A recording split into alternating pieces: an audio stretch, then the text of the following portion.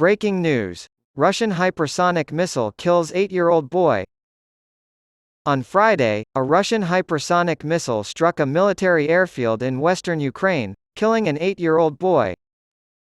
One of the 4 Kinzhal missiles was intercepted by Ukrainian air defenses near Kyiv, but the other 3 were able to fly across the country and destroy an airfield in the country's western half.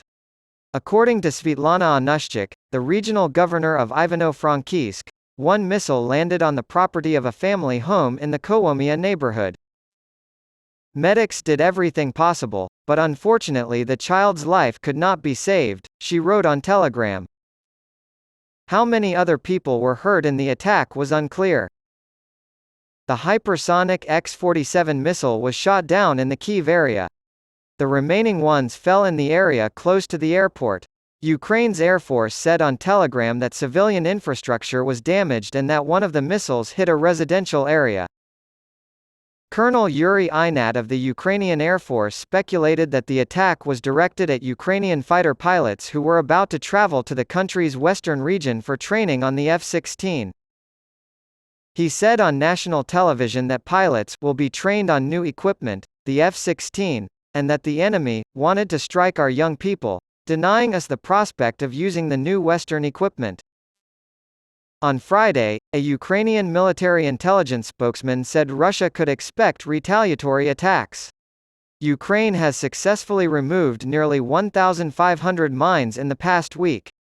According to a newly released report, the Ukrainian army has neutralized 1,481 IEDs in the liberated territories it has recently gained in the cities of Kharkiv, Kherson, and Mykolaiv.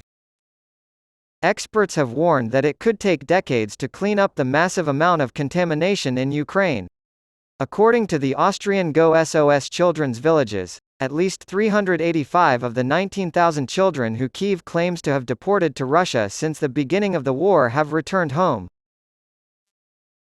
SOS Children's Villages helps families by making financial resources available or by helping them plan the route, according to Anna Rattle, a spokesperson for the organization, as reported by AFP. According to a press release from the non-governmental organization SOS Children's Villages and its partner organizations, a total of 385 deported children have been returned to Ukraine so far. According to Rattle, the sum is based on data from the Ukrainian government.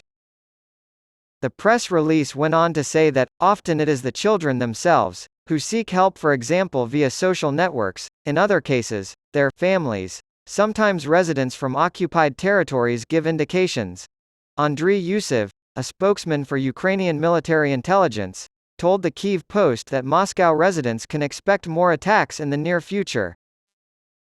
Just hours after an explosion was reported, which Moscow said was them downing a Ukrainian drone, he was quoted as saying, "Perhaps this trend will lead the residents of Moscow to some correct conclusions."